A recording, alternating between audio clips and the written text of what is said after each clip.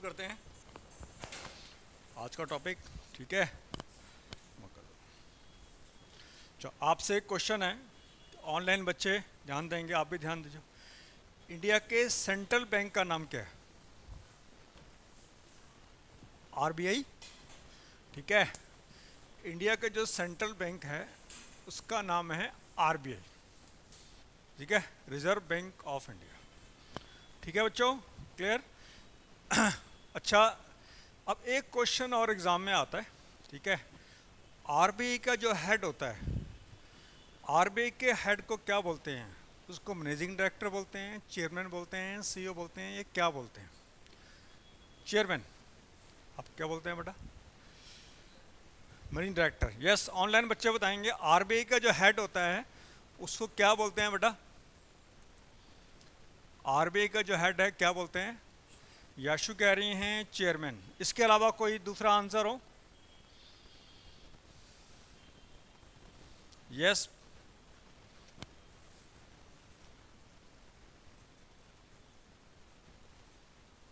Governor. Note करो, very important. RBI का जो हेड होता है उसको क्या बोलते हैं? गवर्नर।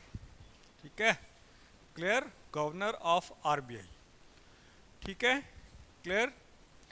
हाँ, अब एक क्वेश्चन और आता है आप एग्जाम में, where is the headquarter of RBI? RBI का हेडक्वार्टर कहाँ पर है? दिल्ली में। दिल्ली में कहाँ पर? आपने दिल्ली क्यों बोला? पढ़ा है कहीं? ठीक, वेरी गुड। चलो, हाँ, ये जो बच गया ना बेटा आपका, साक्षी जी, साक्षी, साची, साची, अच्छा नाम है आपका। साची जी कह रहे हैं जो आरबीआई का हेडक्वार्टर है दिल्ली में। क्या आप डिफरेंट आंसर है आपका किसी बच्चे का? हिमानी जी बताइए। Yes, she is right. ठीक है, जो इसका जो आंसर है हेडक्वार्टर है आरबीआई का, वो मुंबई में। नोट कर लो, वेरी इंपॉर्टेंट।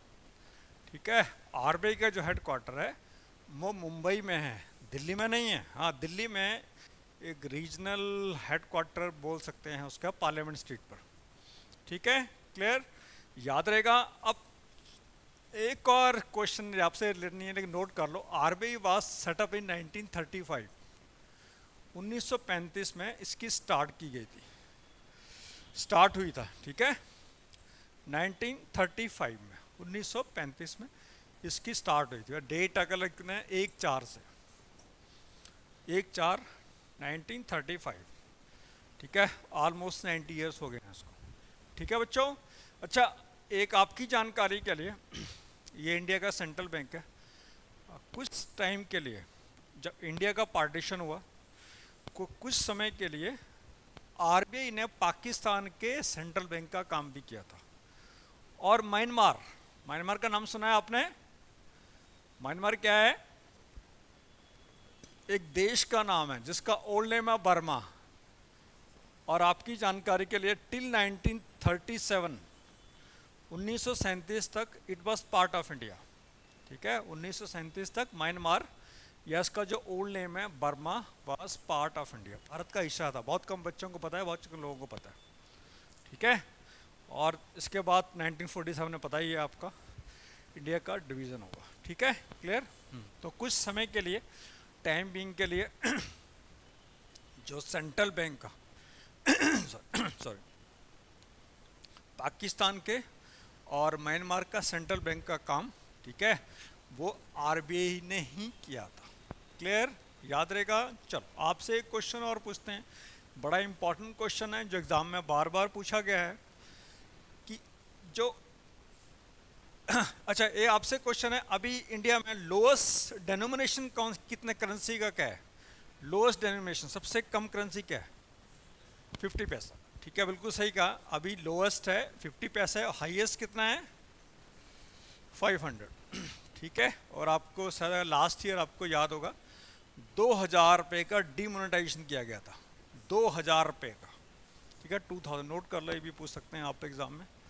ठीक है, अच्छा, आपसे एक क्वेश्चन पूछते हैं, डीमोनेटाइजेशन क्यों किया जाता है, किस लिए किया जाता है? ब्लैक मनी, ब्लैक मनी को आउट करने के लिए। मैं नॉर्मली क्या होता है, मनी सप्लाई होती है उसको ब्लैक मनी, क्योंकि ज़्यादातर जो ब्लैक मनी होती है वो हाई डेनोमिनेशन में होती है, 2000 के 500 नोट में होती है। मान लिया किसी को रिश्वत देनी है या किसी से, तो आप थोड़ा तो एक एक रुपये का सिक्का लेके जाओगे, क्या करोगे आप? 2000 के या 500 लेके आना भाई। मुझे अच्छी तरह याद है, मैं आई वॉज वर्किंग, एक बार मुझे कुछ काम था इनकम टैक्स, सेल टैक्स में, सेल टैक्स बोलते हैं उसमें। तो जो ऑफिसर था ने कहा कि वो पैसे अगर काम नहीं करते थे, अब तो चेंज हो गए, कह रहा है कि आप गांधी जी लेके आ जाना कल, आप काम कर दूंगा, गांधी जी लेके आना, समझ गए? तो डेनोमिनेशन लेके आ जाना, जो वट, ठीक है, टाइम है चेंज नाउ, क्लियर? तो अभी जो लोएस्ट करेंसी है 50 पैसे लोएस्ट डेनोमिनेशन है, और हाईएस्ट है 500, नोट कर लो, ये एग्जाम में पूछा गया आपके। ज़्यादातर बच्चे सोचते हैं या लोग सोचते हैं रुपी 1 है, रुपी 1 नहीं है, 50 पैसे है, ठीक है, क्लियर? हाँ, वो अलग चीज़ है, 50 पैसे कुछ मिलता नहीं है, ठीक है, लेकिन गवर्नमेंट ने डीमोनेटाइजेशन किया था, रिकॉर्ड्स में अभी गवर्नमेंट के है। हाँ, अब एग्जाम में क्वेश्चन आता है रुपी 1, ध्यान सुनना क्या बोल रहा हूँ मैं, जो एग्जाम में बार बार पूछा गया है और आपसे क्या है आना भी चाहिए। रुपी 1 को इशू कौन करता है? इशू, इसको जारी कौन करता है? कॉमर्स स्टूडेंट बच्चे आप? अच्छा बताओ बेटा। यस, ऑनलाइन बच्चे बताएंगे। Who issues rupee 1 note? हाँ बताओ, कुछ हो तो कोई, आपने पढ़ी इकोनॉमिक्स पढ़ा, पढ़ते हो? बताओ।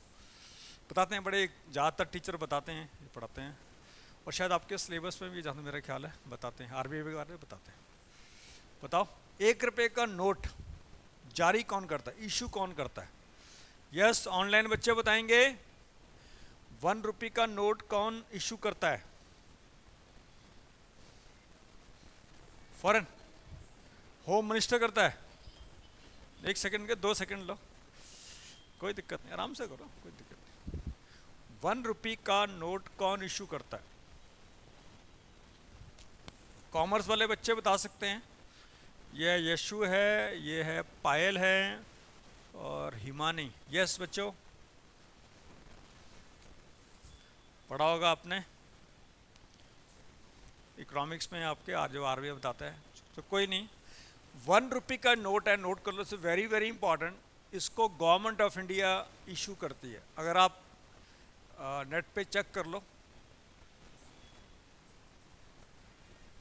अगर 1 रुपये का नोट है ना, चेक कर लो, उस पर पिक्चर आ जाएगी, उसमें लिखा होगा गवर्नमेंट ऑफ इंडिया, बाकी सब जगह लिखा होता है आरबीआई लिखा होता है, ठीक है, नोट कर लो, इसे वेरी वेरी इंपॉर्टेंट क्वेश्चन, ठीक है। 1 रुपये के नोट को इशू कौन करता है? Your answer will be government of India, ठीक है। कौन करता है? गवर्नमेंट ऑफ इंडिया इसको इशू करती है, ठीक है, नोट कर लो बेटा, बार बार दोबारा कह रहा हूँ, बार बार एग्जाम में पूछा गया है, और क्या है आपको पता भी होना चाहिए, ठीक है। Now come to next question. ये तो बता दिया कि 1 रुपये का नोट है वो गवर्नमेंट ऑफ इंडिया इशू करती है। 1 रुपये के नोट पर सिग्नेचर किसके होते हैं, साइन किसके होते हैं?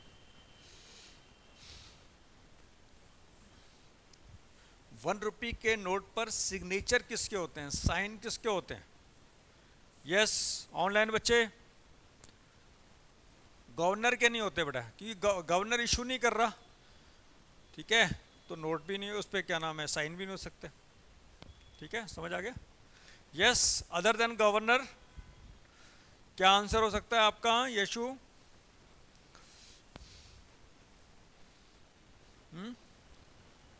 Head of government, who is the head of government?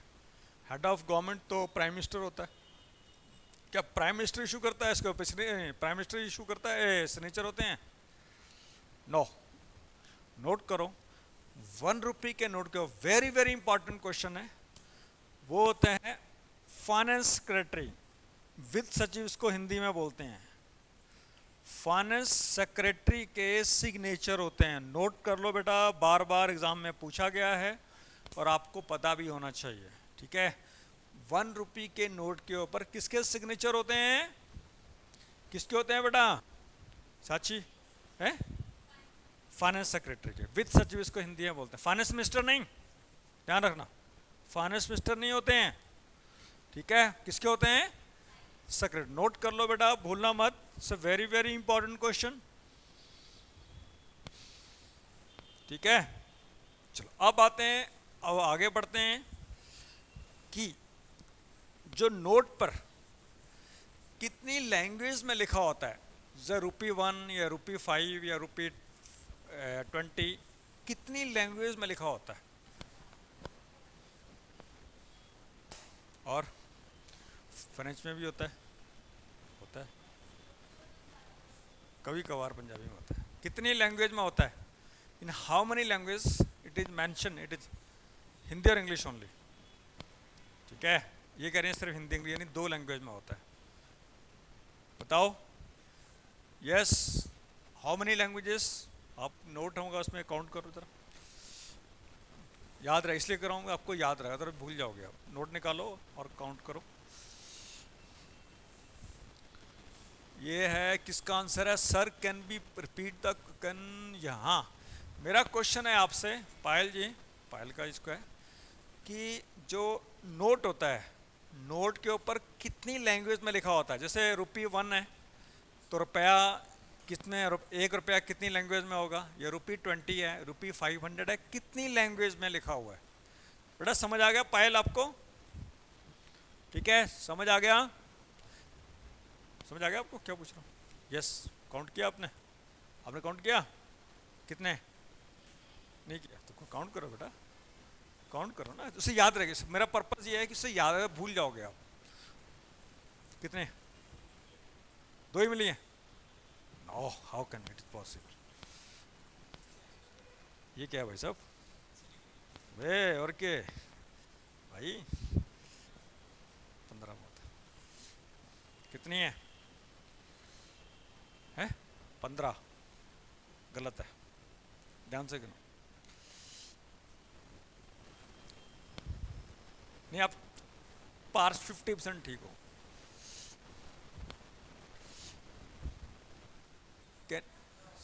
17, किस तरह, कैसे पता, कैसे?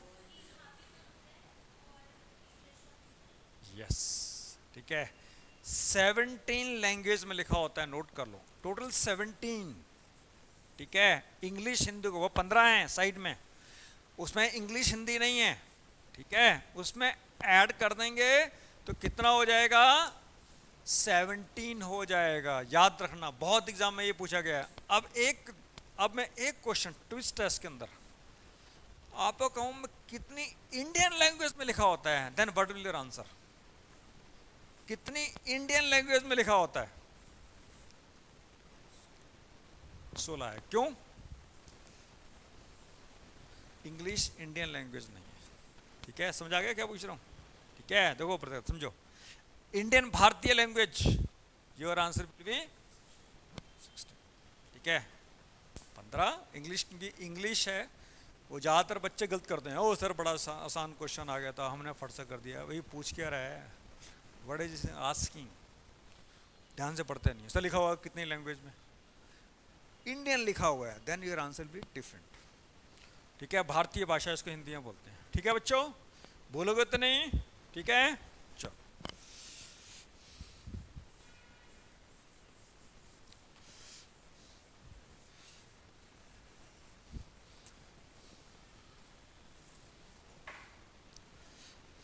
क्लियर हो गया बच्चों?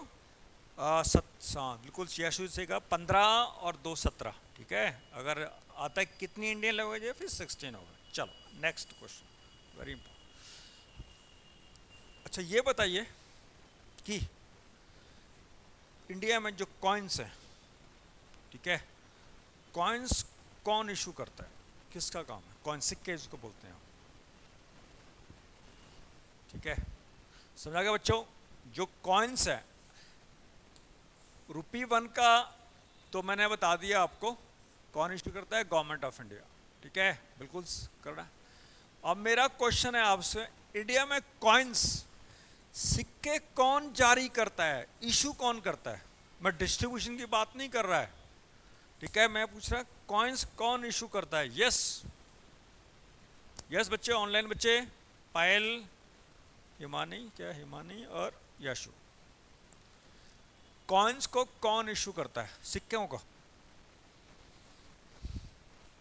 Home minister Amit Shah. Yes है, आरबीआई नहीं करती। Yes, government of India. ठीक है, देखो अब आंसर आपका बन गया है। एक क्वेश्चन बन गया है कि इंडिया में रूपी वन और कॉइन्स को कौन इशू करता है। Answer will be government of India. 1 रुपए के ऊपर के नोट हैं, नोट की बात कर रहा हूं, वो कौन इशू करता है? वो आरबीआई है। ठीक है, देखो ध्यान से करना है, क्या क्वेश्चन पूछा गया है आपसे, ध्यान रखना उसको। ठीक है, क्लियर बच्चों? 1 रुपए से ऊपर जितने भी नोट है they are barely issued by RBI. 1 रुपए का नोट और कॉइन्स गवर्नमेंट ऑफ इंडिया। ठीक है, भारत सरकार। ठीक है, और आरबीआई के जो 1 रुपए के ऊपर नोट है उसके सिग्नेचर किसके होते हैं? गवर्नर, गवर्नर ऑफ आरबीआई के सिग्नेचर होते हैं बेटा। ठीक है, क्लियर, नोट करना। हाँ, अब आपसे क्वेश्चन है, इससे रिलेटेड है, मिंट क्या होता है? What is mint? पुदीना, पुदीने से संबंधित नहीं है ना, ये पूछ रहा हूँ, इससे रिलेटेड, पैसे से संबंधित है। यस, मिंट क्या होता है? आपने सुना होगा ही इज मिंटिंग मनी। इसका मीनिंग क्या हो गया है? इकट्ठा करना। मिंटिंग मनी, पैसा बहुत कमा रहा है वो। ठीक है, ही इज मिंटिंग मनी मतलब पैसा छाप रहा है वो भैया। नोट कब नजर नहीं आते भैया, नोट छाप रहा है आजकल, बोलते हैं ना हिंदी भाषा में। ठीक है, इंग्लिश में बोलेंगे ही इज मिंटिंग मनी। आजकल नजर नहीं आ रहा यार, बहुत दिन हो गए, दिख तो मैंने नजर नहीं आ रहा है, तो मजाक में करते हैं यार ही इज मिंटिंग मनी, बोलते हैं कई बार, आपने सुना होगा शायद, पैसे छाप, नोट छाप रहा है वो। ठीक है यार, हिंदी भाषा में नोट छाप रहा है भैया, क्या हुआ आपने जो। ठीक है, तो मिंट क्या होता है बच्चे? यस, ऑनलाइन बच्चे बताएगी। अभी तो हो गया पायल, मिंट क्या, व्हाट इज मिंट? पुदीना नहीं, पुदीना की बात नहीं हो रही है। ठीक है, यस, ट्राई करो बेटा, I will correct you. Earning money, पैसा छापना नहीं नहीं, मैं पूछ रहा हूँ कि मिंट क्या होता है।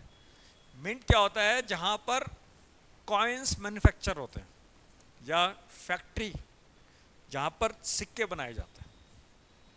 ठीक है, समझ आ गया क्या बोला है? इसको हिंदी में टकसाल बोलते हैं, हिंदी में या उर्दू में, शायद उर्दू में टकसाल बोलते हैं। ठीक है, कई बार आप तो नहीं पूछा होगा, कई बार बच्चे ना अपने पेरेंट्स से, आजकल तो बच्चे यूज नहीं करता, जब हम छोटे होते थे बच्चे पेरेंट्स से या दादा दादी से पैसे मांगते थे, पैसे जो भी है, तो पेरेंट्स क्या कहते हैं, टकसाल लगी है यहाँ पर, क्या मतलब, क्या मीनिंग हुआ? मतलब बैंक नहीं, वो कह रहे हैं कि टकसाल मतलब हम सिक्के बना रहे हैं यहाँ पर। ठीक है, टकसाल लगी है यहाँ पर। ठीक है, ऐसा बोलते थे, आजकल तो शायद बोलते नहीं। तो समय के साथ साथ क्या होता है, भाषा में फ़र्क आ जाता है। ठीक है, टकसाल जहाँ पर कॉइन्स मैन्युफैक्चर, या वो है फैक्ट्री जहाँ पर फैक्ट्री। ठीक है, इंडिया में जो मिंट्स कहाँ कहाँ पर हैं? Where are mints in India? Yes,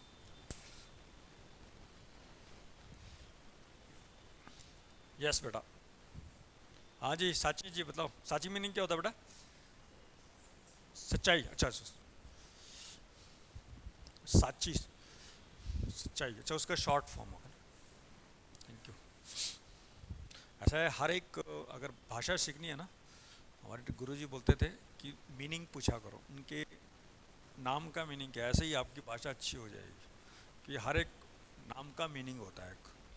ठीक है, हर एक नाम का मीनिंग होता है। यस, तो इंडिया में मिंट्स कहाँ पर हैं? आप कह सकते हैं भारत में टकसाल, या बोल सकते हैं कि कॉइन्स कहाँ कहाँ मैन्युफैक्चर होते हैं। यस बेटा, बताओगे? इंडिया में मैन्युफैक्चर कॉइन्स कहाँ कहाँ मैन्युफैक्चर होते हैं?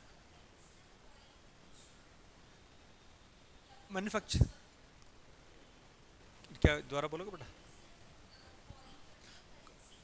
नहीं ना, करेंसी नहीं, वो प्रेस बोलते हैं, वो अलग बात है। कॉइन्स, ओनली कॉइन्स, या सम टाइम मेडल्स वगैरह भी करते हैं, लेकिन जो आपका जो मीनिंग है, मिंट्स में कई बार मेडल्स वगैरह भी गवर्नमेंट बनाते हैं, लेकिन इसमें केस में बात कर रहा हूँ सिर्फ कॉइन्स की बात हो रही है। वो अलग चीज़ होती है, जहाँ पर क्या होता है, जो करेंसी नोट्स है वो डिफरेंट है, वो बताऊँगा। है प्रेस होती है, उसको प्रिंटिंग प्रेस बोलते हैं उसको। ठीक है, समझ आ गया बच्चों को दोनों में क्या डिफरेंस है? तो इंडिया में कहाँ कहाँ टकसाल कहाँ कहाँ पर है, या मिंट्स कहाँ कहाँ पर है? बोलो। यस, पायल या याशु या फिर हिमानी, है कुछ आइडिया? चलो कोई नहीं, मैं बताता हूँ। नोएडा, नोएडा कहाँ पर है? नोएडा आउटस्कर्ट ऑफ दिल्ली है, दिल्ली से बाहर निकले तुम साथ में ही है करता हुआ, ठीक है। और आजकल जिस हिसाब से वहाँ पर काफ़ी अच्छा इंफ्रास्ट्रक्चर है, जब लॉ एंड ऑर्डर ठीक हो गया तो वहाँ पर काफ़ी अच्छा डेवलपमेंट हो रहा है, ठीक है, क्योंकि वहाँ पर फैक्ट्रीज लग रही हैं, मल्टीनेशनल कंपनीज आ रही हैं, अब एयरपोर्ट भी तैयार हो रहा है, ये बहुत इंफ्रास्ट्रक्चर में बड़ा इंपॉर्टेंट रोल प्ले करते हैं, ठीक है। जैसे कि आपके ये गुड़गांव आज से 20 साल पहले नथिंग, कुछ भी नहीं था, वहाँ पर airport Indira Gandhi international airport बना, एयरपोर्ट के साथ में अपने आप ही वो गुड़गांव डेवलप हो गया। तो कहने का मतलब है ये चीज़ें बड़ा इंपॉर्टेंट रोल प्ले करती हैं। और मैं एग्जांपल देता हूँ आपको, एक मेडिसिटी हॉस्पिटल नाम सुना होगा, मेदांता बोलते हैं, गुड़गांव के अंदर है।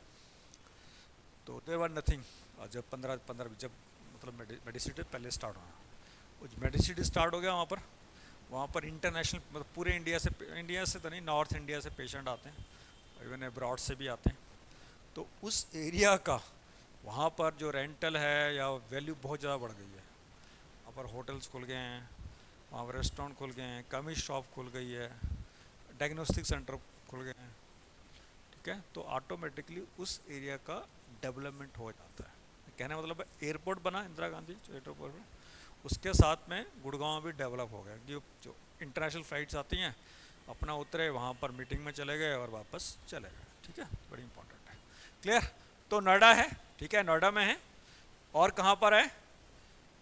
कोलकाता में है, Kolkata is called cultural capital of India. Mumbai में है, एक मिनट में गलत कर, हैदराबाद कर लो बेटा,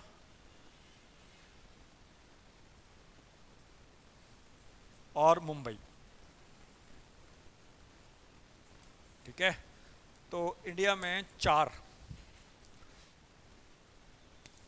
मिंट्स हैं, टकसाल जिसको बोलते हैं, जहाँ पर कॉइन्स बनाए जाते हैं, ठीक है। कहाँ पर? नोएडा, कोलकाता, हैदराबाद, मुंबई। देखो ये नॉर्थ हो गया, ये ईस्ट में हो गया, और ये साउथ में हो गया, ये वेस्ट में हो गया, ठीक है, क्लियर। और नोट करो, Kolkata is called cultural capital of India, Kolkata is called cultural capital of India, ठीक है। और क्या बोलते हैं?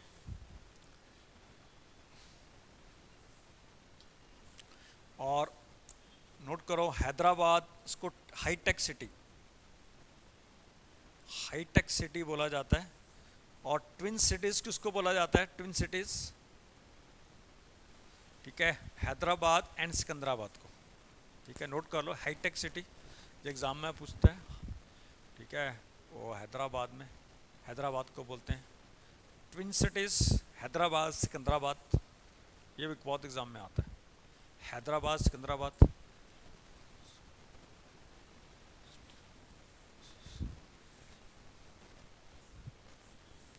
वो एक्चुअल में क्या है, जैसे एग्जांपल है, दिल्ली और न्यू दिल्ली में कोई फ़र्क नहीं है ना, वैसे हैदराबाद सिकंदराबाद है, पता नहीं लगता हैदराबाद कौन है। जैसे दिल्ली में ये शायद दिल्ली 34 है, जानते मेरे ख्याल नहीं 34 है, 34 है ना, दिल्ली है, न्यू दिल्ली नहीं है, इसी दिल्ली 34, ठीक है, क्लियर। और न्यू दिल्ली तो ऐसे ही है, बिल्कुल इकट्ठे इकट्ठे, पता नहीं लगता। आप जैसे कि पता लगता नहीं आप हैदराबाद में घूम रहे हो या सिकंदराबाद, तो सिटी इसलिए बोलते हैं, ठीक है, क्लियर। और हैदराबाद में एक बड़ा फेमस म्यूज़ियम है, ये भी एग्ज़ाम में पूछा जाता है, वेरी फेमस म्यूज़ियम। और कहते हैं उसको, मैं हैदराबाद गया हूँ लेकिन वहाँ पर मुझे सलार जंग म्यूज़ियम बोलते हैं, वहाँ चांस नहीं मिला। बहुत बड़ा म्यूज़ियम का, 2 दिन चाहिए उसके लिए। नोट कर लो, सलार जंग म्यूजियम में बड़ा फेमस है, सलार जंग म्यूज़ियम, ये बहुत एग्ज़ाम में पूछा जाता है।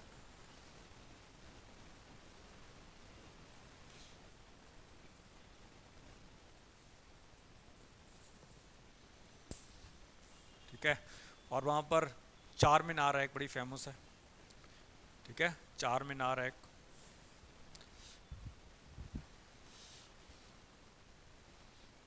और क्या है हैदराबाद में फेमस। आपने अच्छा सुना है? चलो एक चीज़ बताता हूँ, बड़ी इंटरेस्टिंग चीज़ है। और एक उनको सरदार पटेल पुलिस एकेडमी है वहाँ पर, सरदार पटेल पुलिस एकेडमी, वहाँ पर आईपीएस ऑफिसर की ट्रेनिंग होती है। सरदार Sardar Patel police academy, note कर लो, ये बहुत एग्जाम में पूछते हैं। सरदार पटेल पुलिस एकेडमी, यहाँ पर आईपीएस ऑफिसर की ट्रेनिंग होती है। आईपीएस होता है ना, ठीक है, इंडियन पुलिस सर्विस का ऑफिसर है, वहाँ पर ट्रेनिंग होती है, वो भी हैदराबाद में, सरदार पटेल पुलिस एकेडमी। ठीक है। मुंबई, मुंबई कार नोट करो, financial capital of India. Mumbai car financial capital of India. Mumbai called financial capital of India.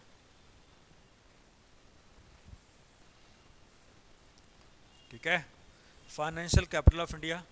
Millennium city भी बोलते हैं इसको, नहीं sorry sorry sorry sorry, I am sorry, city of dreams, city of dream, सपनों का शहर। ठीक है, सिटी ऑफ ड्रीम्स ही बोला गया। आपके एग्जामिनेशन पॉइंट ऑफ व्यू से वो सबसे इंपॉर्टेंट है। फाइनेंशियल कैपिटल ऑफ इंडिया किसको बोला जाता है? Your answer will be Mumbai. ठीक है, क्लियर। आगे बढ़े, कोई ऑनलाइन बच्चे, एनी डाउट? अच्छा, अगर मैं हैदराबाद की बात करता हूं तो आपके मन के अंदर कौन सी चीज एकदम आती है? हैदराबाद, खाने की चीज में बात हो रही है, बिरयानी। मैंने हैदराबाद का नाम लिया, आपके मन के अंदर एकदम आ गया। ठीक है, क्यों? अगर मैं बनारस की बात कर रहा हूं तो किस चीज़ की एकदम आपके मन के अंदर आता है? ठीक है, बनारस फट से आपके मन में आता है। ठीक है, क्लियर। मैं जगह का नाम ले रहा हूं और आपके मन के अंदर एकदम खाने या उसके प्रोडक्ट की एकदम बात आ जा रही है। अगर मैं लखनऊ की बात करता हूं तो क्या, किस चीज़ की बात होती है? खाने या यूज़ करने की चीज़।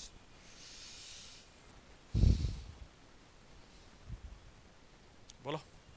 या चलो बीकानेर, अगर बीकानेर की बात करता हूँ आपके मन के अंदर किस चीज़ की एकदम बात है? बीकानेर, मसाले, मसाले बीकानेर में कहाँ होते हैं? थोड़ा बहुत, अगर ज़्यादा नहीं है। मसाले तो केरल में होते हैं। स्वीट, ठीक है। और सबसे जो फेमस चीज़ है जो बीकानेर इसलिए फेमस है वो है भुजिया। ठीक है, अगर बीकानेर की लिखा होगा बीकानेर भुजिया, क्योंकि ऐसा है कुछ नेचर ने दे रखा है, वहाँ का वाटर सॉल्टी है, नमकीन है इसको बोलते हैं। ठीक है, जो भुजिया वहाँ पर बनाई जा सकती है या टेस्ट है जो भी है वो। हाँ, यस बेटा, क्या बोल रहे हो? वेयर इज स्लारजंग बेटा? हैदराबाद में स्लारजंग म्यूजियम इन हैदराबाद। ठीक है, वेरी फेमस म्यूजियम। ठीक है, कहते हैं वहाँ देखना चाहिए, लेकिन मुझे चांस नहीं मिला। ठीक है, क्या क्या बता रहा था आपको मैं?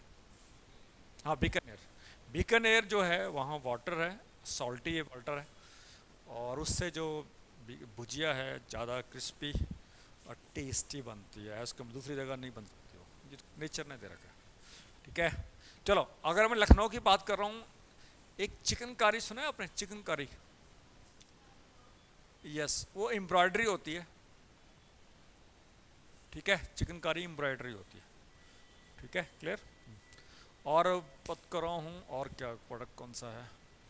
अगर असम की बात कर रहा हूँ आपके मन के अंदर क्या आता है? एकदम चाय, एकदम। अगर दार्जिलिंग की बात हो रही है तो किसकी बात हो रही है? एकदम कौन सा प्रोडक्ट? दार्जिलिंग, दार्जिलिंग कहाँ पर है? Where is Darjeeling? वेस्ट बंगाल के अंदर है। ठीक है, चाय की बात हो रही है, दार्जिलिंग चाय। ठीक है, क्लियर। अगर किसी प्रोडक्ट को, बस थोड़ा सा ज़्यादा बताऊंगा नहीं, अगर किसी प्रोडक्ट को जीआई टैग मिल जाता है, इसको ज्योग्राफी आपकी शायद 11th या 12th में है, शायद कॉमर्स में, 12th में ना, इसको जीआई टैग बोलते हैं। अगर किसी प्रोडक्ट को जीआई टैग मिल जाता है, जैसे मैं बात कर रहा हूँ हैदराबाद बिरयानी को जीआई टैग मिला हुआ है, तो हैदराबाद बिरयानी की जो प्रोडक्शन है वो हैदराबाद में होगी, दूसरी जगह नहीं हो सकती। करेक्ट, उसकी जो मेक है वहीं पर होगी। हाँ, डिस्ट्रिक्ट, हाँ, जैसे दिल्ली में बन रही है, आगे तो कह सकते हो कि पीतमपुरा की बिरयानी या फिर नई दिल्ली की biryani, but you can not sell as a Hyderabad biryani. ठीक है, आपने पढ़ा होगा, आपको ज़्यादा नहीं पढ़ूंगा। ठीक है, समझ आ गया। तो ज्योग्राफिकल इंडिकेशन, अगर बीकानेर भुजिया को अगर टैग मिल जाता है, जीआई टैग, तो you can not make Bikaner bhujia here and sell as a Bikaner. हाँ, you can sell as a new Delhi bhujia, ठीक है, या पीतमपुरा भुजिया, या पश्चिम बिहार भुजिया, या Wazirpur bhujia, but you can not sell as, ठीक है, बीकानेर भुजिया, अगर जीआई टैग मिल जाता है किसी भी प्रोडक्ट। ठीक है, समझ आ गया बिल्कुल आपको, क्लियर। बाकी बाद में बताऊंगा, ज़्यादा डिटेल में जाने की जरूरत है, उसने बता दिया आपको। ठीक है, अब आगे बढ़ते हैं। तो मैंने यहाँ पे कॉइन्स के बारे में पूरा बता दिया आपको। ठीक है, कहाँ पर कॉइन्स बनाए जाते हैं इंडिया में। अब आता है जहाँ पर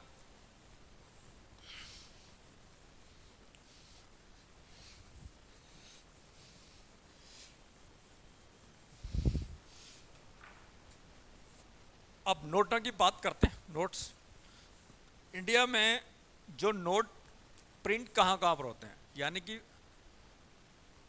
printing presses, note printing presses कहाँ कहाँ पर है, या करेंसी बोल सकते हैं, करेंसी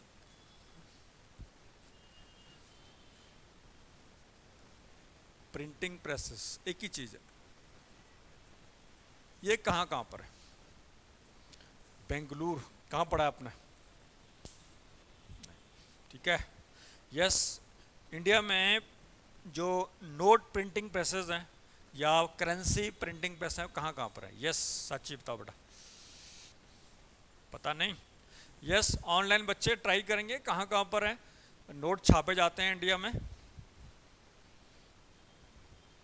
कोलकाता, नोट करो, एक जगह है नासिक और दूसरी जगह है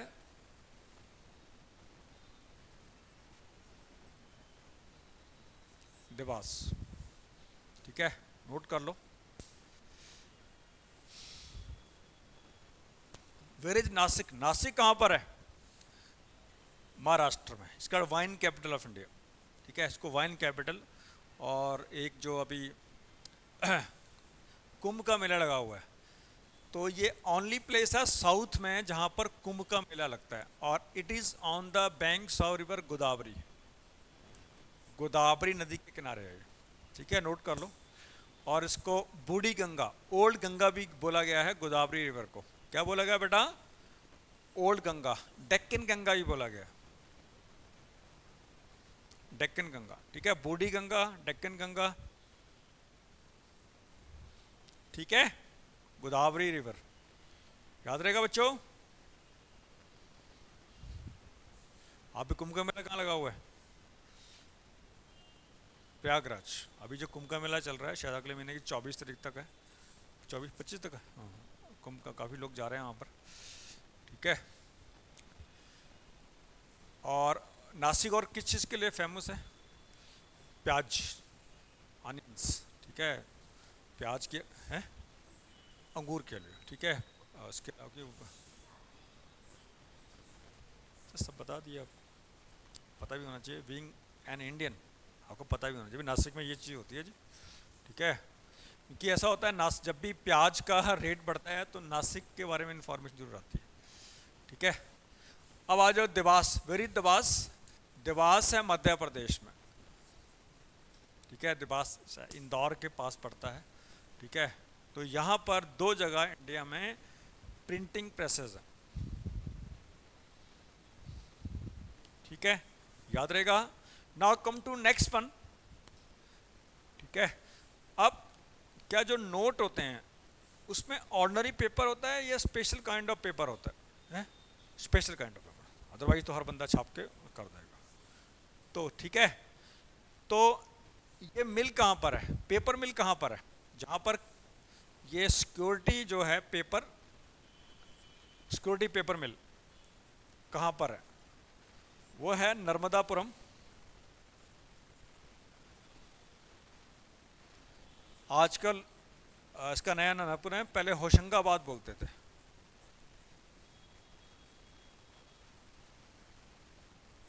ठीक है, और ये मध्य प्रदेश में। समझ आ गया बच्चे क्या पूछ रहा हूँ? ठीक है, जो पेपर मिल है जहाँ पर पेपर बनाया जाता है, ठीक है, स्पेशल सिक्योरिटी पेपर मिल बोलते हैं उसको, वो नर्मदापुरम है और ओल्ड नेम होशंगाबाद बोलते थे उसको। ठीक है, और एक चीज़ और नोट करो साथ में, जो होशंगाबाद है या नर्मदापुरम है, it is on the banks of river Narmada. ये नर्मदा नदी किनारे किनारे है, ये नोट कर लो, बहुत इंपॉर्टेंट क्वेश्चन है। ये नर्मदा नदी के किनारे है, और नोट करो ये क्या है, वेस्ट फ्लोइंग रिवर है, मतलब समझेगा बेटा, ये वेस्ट फ्लोइंग रिवर है, मतलब ये पश्चिम की तरफ, वेस्ट की तरफ फ्लो करती है। बाकी सारी रिवर हैं ईस्ट की तरफ, काफ़ी सारे, not all, majority of river हैं वो ईस्ट की तरफ फ्लो करती हैं। प्लस समझ आ गया चाची? जैसे ये इंडिया है, जस्ट मैं एग्जांपल दे रहा हूँ, लाइक द इंडिया, गंगा इस तरफ फ्लो हो रही है, ठीक है, ब्रह्मपुत्र इस तरफ फ्लो हो रही है, गोदावरी इस तरफ फ्लो हो रही है, लेकिन नर्मदा है वो कहाँ पर हो रही है, इस तरफ फ्लो हो रही है। ठीक है,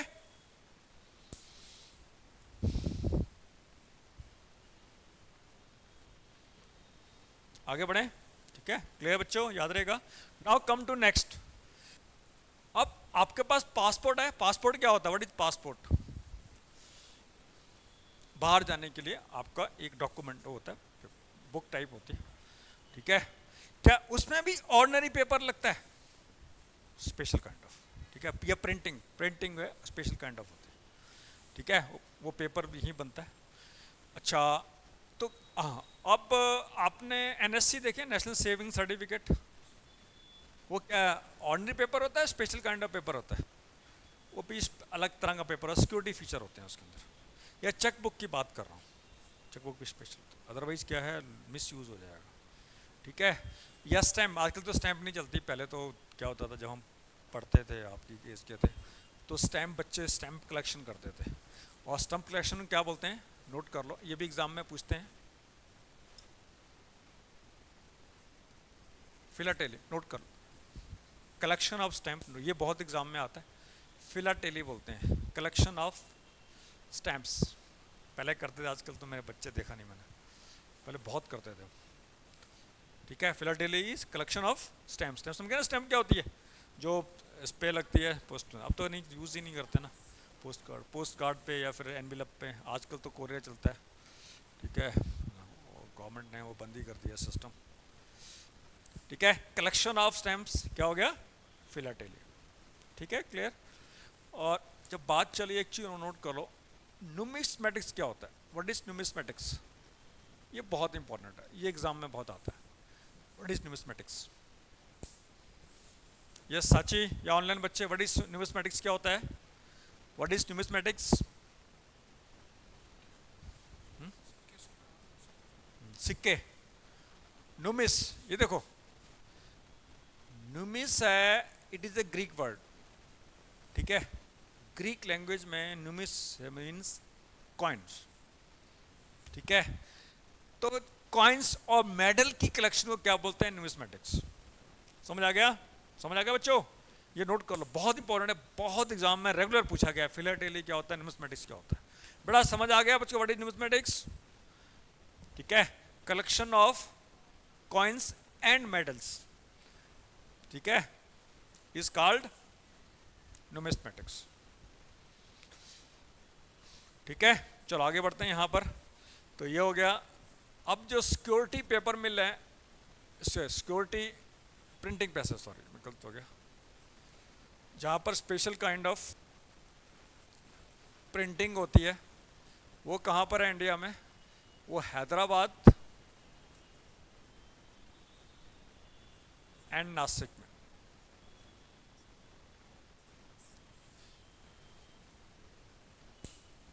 ठीक है जी, लुक क्लियर, सब लग रहा, जैसे ही हो गया एनएससी सर्टिफिकेट हो गए, आपके गवर्नमेंट्स को बॉन्ड पेपर्स आजकल चलता नहीं है, क्या, what is that called, stamp papers, आजकल तो होता नहीं है, पहले होता था, आजकल तो कम होते हैं, आजकल तो ऑनलाइन मिलते हैं। ठीक है, स्टैम्प पेपर छपते थे, और आपके स्टैम्प्स हो गए, और गवर्नमेंट की काफ़ी सारी यहाँ छपते थे। ठीक है, क्लियर। क्या बेटा? नहीं वो तो अलग चीज़ है ना, मैंने क्या बोला, वो तो है, देखो समझ, वो नोट छापे जा, मैं इसकी बात कर रहा हूँ, समझ आ गया ना, इसलिए बताया। जैसे पासपोर्ट हो गए आपके, ठीक है, एनएससी सर्टिफिकेट हो गए, या गवर्नमेंट की जो लेटेड है सिटी, ये यहाँ पर हैदराबाद और नासिक में छापे जाते हैं उसको, ठीक है, क्लियर, याद रहेगा। ये टोटल कितनी यूनिट्स हो गई टोटल, 4 और 2 6, कितनी टोटल कितनी यूनिट्स हो गई, जहाँ जहाँ पर 10 हो गई ना, 9 क्या, 4 तो मिनट्स होंगी, अच्छा 9 नहीं, कितनी हो गई, 9 7 हो गई, 10 होगी ना, नहीं नहीं वो अलग चीज़ है, 1 मिनट, हाँ है, हाँ 4 मिनट्स होगी, 2 हो गए, तो कितनी टोटल 8 होगी ना। अच्छा ये 8 की 8 यूनिट्स हैं, ठीक है, ये गवर्नमेंट ऑफ इंडिया के अंदर आती हैं, ठीक है, इतना कर लो बस, गवर्नमेंट ऑफ इंडिया की हैं ये, ठीक है, clear. Security printing and minting corporation, एक कंपनी है गवर्नमेंट ऑफ इंडिया की, नोट करो, SPMCIL, security printing and minting corporation of India limited, ये उसके अंडर आती है, मिनिस्ट्री ऑफ फाइनेंस के अंदर, security printing and minting corporation of India limited.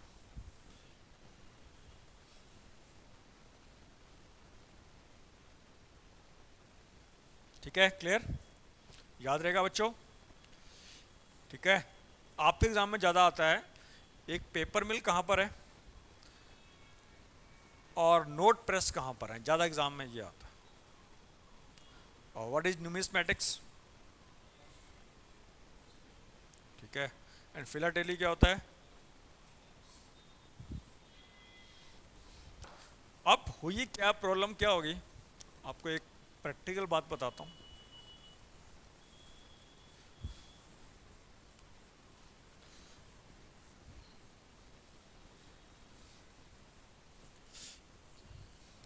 India में जो नोट प्रिंटिंग प्रेसेस थी सिर्फ 2 थी, तो यहाँ पर हमेशा ह्यूज शॉर्टेज रहती थी करेंसी की, ठीक है, क्योंकि गवर्नमेंट ऑफ इंडिया इसको छापती थी और डिस्ट्रीब्यूशन का काम होता है आरबीआई का, कॉइन्स और नोट्स का डिस्ट्रीब्यूशन का काम होता है आरबीआई का होता है, समझ आ गया बिल्कुल। तो there was always huge shortage of, ठीक है, करेंसी नोट्स। तो आरबीआई ने कहा यार इसको पंगा ही छोड़ो, हम खुद की 2 प्रेसेस लगा लेते हैं। तो खुद की आरबीआई की खुद की 2 प्रेसेस हैं, नोट कर लो, एक जगह है मैसूर, वो गवर्नमेंट ऑफ इंडिया अंडर आती है, समझ आ गया, इसलिए पता है गो, नो नो सॉरी सॉरी, सारी प्रेस, ठीक है, ये मैसूर में है आरबीआई की, और एक जगह है सालबोनी, ये वेस्ट बंगाल में, ठीक है, ये कर्नाटक में। बड़ा समझ आ गया क्या प्रॉब्लम थी, क्योंकि there was always huge shortage of currency. तो आरबीआई ने कहा क्यों ना हम अपना ही खुद का, ठीक है, प्रेस लगा लें। तो 2 प्रेस हैं गवर्नमेंट ऑफ इंडिया की, आरबीआई की, एक है मैसूर में, मैसूर है कर्नाटक में है, और एक सालबोनी जगह है वो वेस्ट बंगाल में, ठीक है। तो इंडिया में नोट प्रिंटिंग प्रेस कितनी हो गई, 4 हो, ठीक है। अब तो क्या है, ड्यू टू जो क्यूआर कोड की वजह से, ठीक है, तो अब धीरे धीरे लग रहा है कि 5-7 साल में करेंसी बिल्कुल कम यूज़ होना शुरू हो जाएगी। इस छोटे छोटे लोगों ने, मतलब जो भी 5 रुपये 10 रुपये में, वहाँ पर उन्होंने क्यूआर कोड लगा लिया, ठीक है, यूपीआई के थ्रू ट्रांसफ़र करो, है नहीं, वो नहीं, बिल्कुल तो खैर नहीं हो सकता, लेकिन काफ़ी बताऊँ आपको मैं, पीछे क्या हुआ, जनकपुरी में खड़ा हुआ था, तो मैंने जूते पॉलिश कराने थे, बड़े इंटरेस्टिंग, तो मैंने जानबूझ के बोला, मैंने कहा कितने पैसे, कहता सर 20 रुपये दूँगा। मैंने कहा मेरे पास 10 रुपये लेने, क्या 10 रुपये में कर दूँ, कोई दिक्कत नहीं सर। तो मैंने कहा मेरे खुले पैसे नहीं है, मैंने जानबूझ के बोला, कह रहा कोई दिक्कत नहीं सर, ऐसा करना, मैं कहा मैं पेटीएम कर दूँगा, ये कर दूँगा, कोई दिक्कत नहीं है, मैं आपको पेटीएम करा दूँगा, चलो ठीक है, मैं करा दिया है। मैंने हाँ कर इधर आओ सर, सामने पनवाड़ी है पान वाला, उस पर आप ट्रांसफ़र कर दो पैसे, उसका टाई अप होगा जो भी है, 1 रुपये लेते हो या 2 रुपये लेते हो, उससे टाइए पे उसका करा, ठीक है कर दो सर, मैंने किया अगर मैं ये देखा था, ठीक है सर, कहने का मतलब है। और आजकल सबने लगा लिया, ठीक है, हर बंदे ने, क्योंकि ऐसा हो तो प्रॉब्लम क्या है आजकल, एक समस्या है आजकल, ज़्यादातर ट्रांसफ़र होता है ऑनलाइन ट्रांसफ़र होता है, और एटीएम से पैसे निकालो ना, वो 500 से नीचे निकलते नहीं हैं, ज़्यादातर में 500 ही निकलते हैं, 100 रुपये बहुत कम होते हैं, तो आपको हमेशा बड़ी दिक्कत रहती है, ठीक है। तो सब ने कंपनी का क्यूआर कोड लगा दिया, सब्जी वालों ने, फ्रूट वालों ने, सब ने, ऑलमोस्ट सभी ने लगा लिया। अगर किसी ने अगर क्यूआर कोड नहीं लगा रखा है तो लोग उससे ट्रांजैक्शन नहीं करते, क्योंकि सब कैश नहीं होता उनके पास। अभी पीछे लोहड़ी थी, लोहड़ी में मूंगफली वूंगफली सब ने लगा रखे थे, क्या लगो सबको लगा लो, ठीक है। तो ह्यूज चेंज है ये क्यूआर जो होता है, ठीक है, ऑनलाइन ट्रांसफ़र का, और ईजी है, फट से करो, 1 सेकंड में मिल जाते हैं पैसे उसके। चलो वट एवर, तो काफ़ी चेंज आ गई है ना। आगे बढ़े बच्चों, बिल्कुल क्लियर याद रहेगा, ठीक है। आगे बढ़ते हैं अब।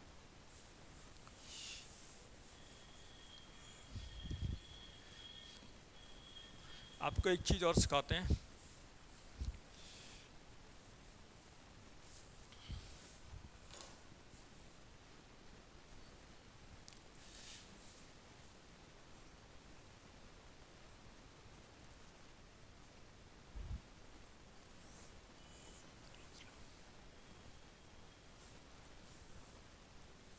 ये क्या लिखा है, ग्रैंड स्लैम, ठीक है। ग्रैंड स्लैम सुना है किसी ने, व्यक्ति ने, बड़ा ग्रैंड स्लैम सुना है? व्हाट इज ग्रैंड स्लैम, क्या होता है?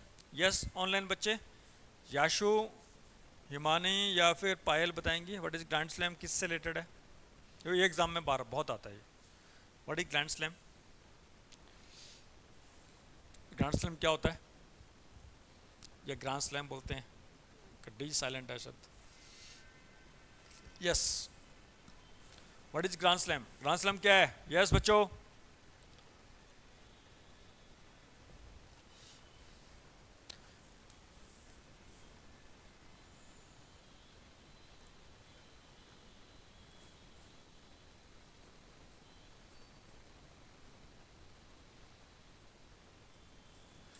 ग्रैंड स्लैम है लॉन टेनिस या टेनिस से रिलेटेड है, लॉन टेनिस को शॉर्ट में टेनिस ही बोलते हैं, ठीक है, क्लियर बिल्कुल।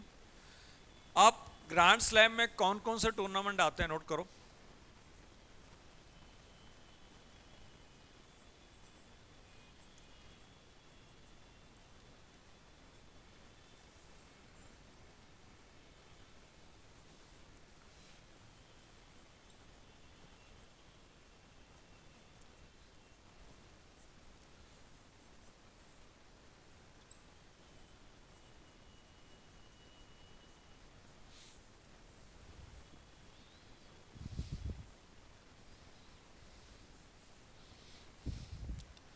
ये क्या लिखा मैंने,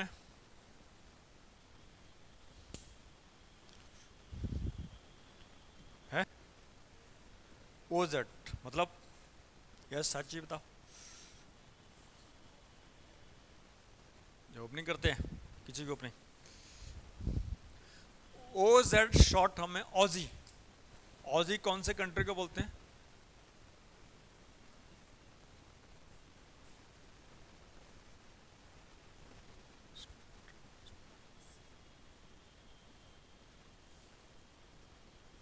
ऑस्ट्रेलिया,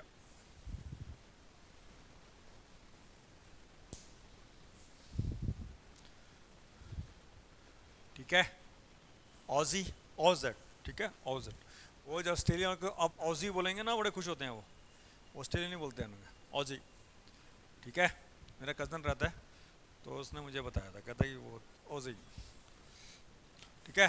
हाँ, ये समझ आ गया बच्चों, ये जो 4 टूर्नामेंट हैं they are part of grand slam, ठीक है, नोट कर लो, इसे very important, very very important. अब आजकल ये चल रहा है, ऑस्ट्रेलियन ओपन चल रहा है। ऑस्ट्रेलियन ओपन कहाँ होता है, कौन से सिटी में होता है, ऑस्ट्रेलियन ओपन कौन से सिटी में होता है बेटा, कहाँ होता है ऑस्ट्रेलियन ओपन, बोलो।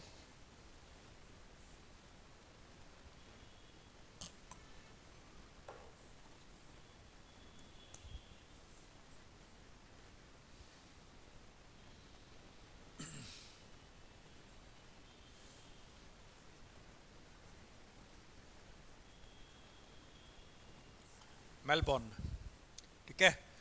ऑस्ट्रेलियन ओपन होता है कहाँ होता है बच्चों? मेलबॉर्न में होता है, नोट कर लो, मेलबॉर्न सिटी का नाम है ऑस्ट्रेलिया में, वहाँ पर होता है, फिक्स है ये, ठीक है। ये यहीं पर होता है हर साल, एवरी ईयर होता है ये टूर्नामेंट, एवरी ईयर होते हैं। अच्छा एक चीज़ और नोट करो, ये एग्ज़ाम में क्वेश्चन आता है, इसको ऑर्डर वाइज लगाओ, सीरियल वाइज लगाओ, पहले ये ज़्यादातर रीजनिंग में देखा है, ठीक है। सबसे पहले कौन सा होता है, फिर कौन सा होता है, फिर कौन सा होता है, फिर कौन सा होता है, ये सीरियल वाइज है, समझ आ गया? क्रॉनिकली ऑर्डर में लगा रखा है हमने, ठीक है। अगर आप भूल जाओ, चलो बताता हूँ, ठीक है। ये ऑर्डर में, ठीक है, सबसे पहले ये होता है साल में, ये जनवरी में होता है, ये मई में आसपास होता है, जून जुलाई में होता है, ये सितंबर के आसपास होता है, ठीक है, क्लियर। ये इसका साइकिल है। अब इसका जो कोर्ट, कोर्ट क्या, व्हाट इज कोर्ट, कौन से कोर्ट पे होता है? क्ले कोर्ट पे होता है, ग्रास कोर्ट पे होता है, हार्ड कोर्ट पे होता है, ये कौन से कोर्ट पे होता है? ये हार्ड कोर्ट पे होता है, नोट करो, ये हार्ड कोर्ट पे होता है, ठीक है। ऑस्ट्रेलियन ओपन होता है वो हार्ड कोर्ट पे होता है। बड़ा समझ आ रहा है आपको ऑनलाइन बच्चे? Is it clear? French open होती है क्ले कोर्ट पे होती है, मिट्टी का होता है, ठीक है। और विंबलडन होता है, ये लंदन में होता है, और ये सॉरी ये भूल गया मैं, ये पेरिस में होता है, ये ग्रास कोर्ट पे होता है और ये भी होता है हार्ड कोर्ट पे होता है, ठीक है। नोट कर लो, वेरी इंपॉर्टेंट, वेरी इंपॉर्टेंट।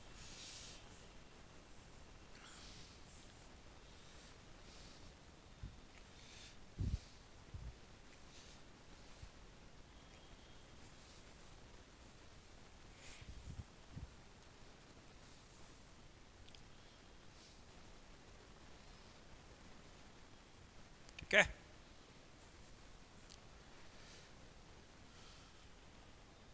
और जो सबसे इंपॉर्टेंट जो टूर्नामेंट है, हर एक लॉन टेनिस या टेनिस प्लेयर का टीम होता है, सबसे प्रेस्टिजियस टूर्नामेंट है जो है वो है विंबलडन। ये हर एक लॉन टेनिस प्लेयर का ड्रीम होता है, सपना होता है कि इस टूर्नामेंट को जरूर जीते।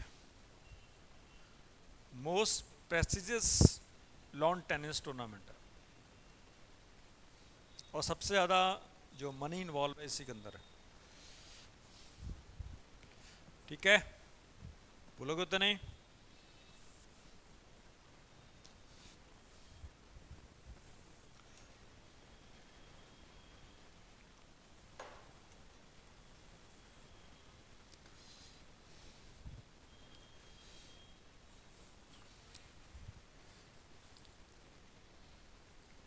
ठीक है बच्चों,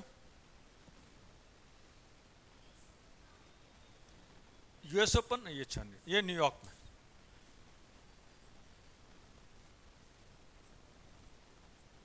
ठीक है। ये ऑर्डर वाइज है और कौन कौन से सिटी में होता है मैंने बता दिया।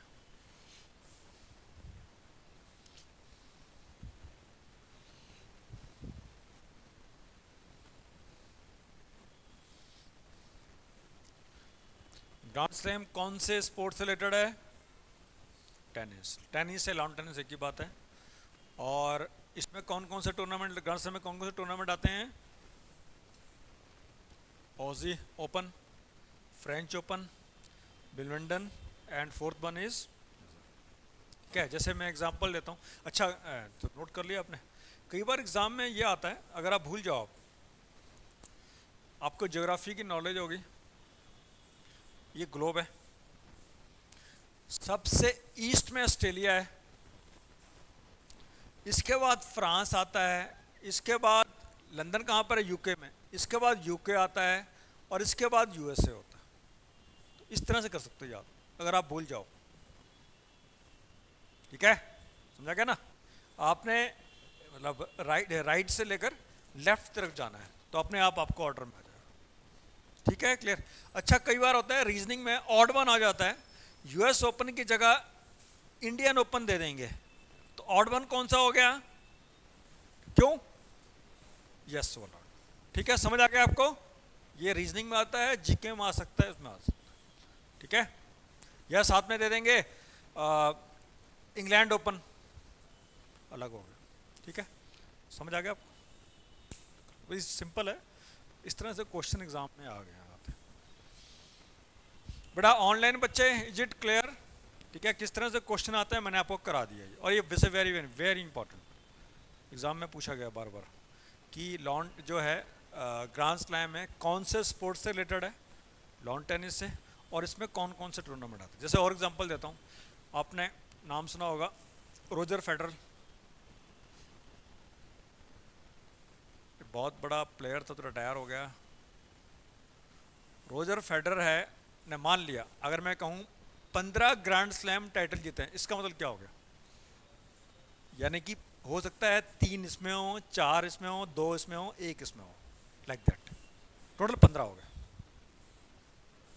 मतलब मैं एग्जांपल दे रहा हूँ, 3 4 7 7 और ये 4 और ये 4, ये हो सकता है 15 ये अकेला लिख गया हो, बाकी 0। ठीक है, समझ आ गया? इस तरह होता है। आपने सुना होगा कि इस प्लेयर ने 15 ग्रैंड स्लैम जीत चुका है यार, 22 जीत चुका है, समझा गया? हो सकता है इसमें से 3 4 हो, एक 0। कई बार एक प्लेयर था Ivan Lendl, very good player, very good player, उसको बेचारे को हर बार वो फाइनल में ये नहीं जीत पाया वो, और ये मोस्ट प्रेसियस है, वो बहुत अच्छा प्लेयर था, नहीं जीत पाया। क्योंकि एक प्लेयर जो क्ले पे अच्छा है वो ग्रास पे अच्छा नहीं हो सकता, या फिर ग्रास पे अच्छा है वो क्ले पे अच्छा नहीं हो सकता, स्पीड का फर्क पड़ जाता है।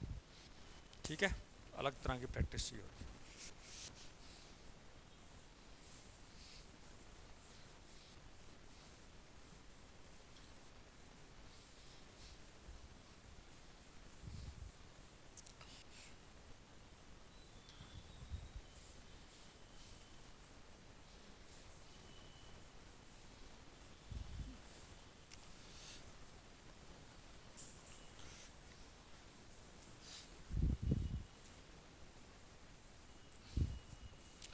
अच्छा, कल एक टूर्नामेंट खत्म हुआ है, trophy, Vijay Hazare trophy, Vijay Hazare trophy.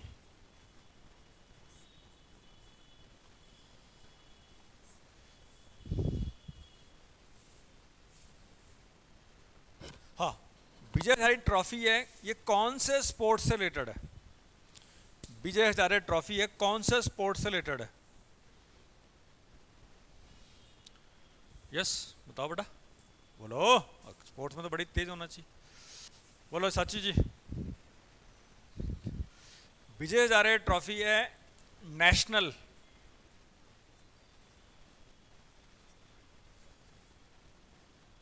One day trophy है। ठीक है, यानी कि 50-50 ओवर्स, ठीक है, 50 ओवर का, क्लियर? विजय हजारे ट्रॉफी है, कल ये खत्म हुआ है। Who was the winner? Winner was is Karnataka, और कर्नाटक ने फाइनल में आ रहा है विदर्भ। विदर्भ सुना है आपने? Where is Vidarbha? विदर्भा कौन सा स्टेट है?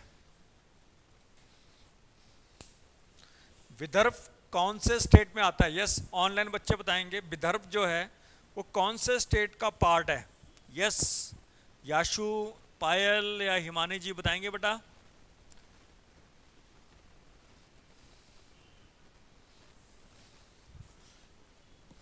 विदर्भ है वो कौन से स्टेट का हिस्सा है, पार्ट है या एरिया है?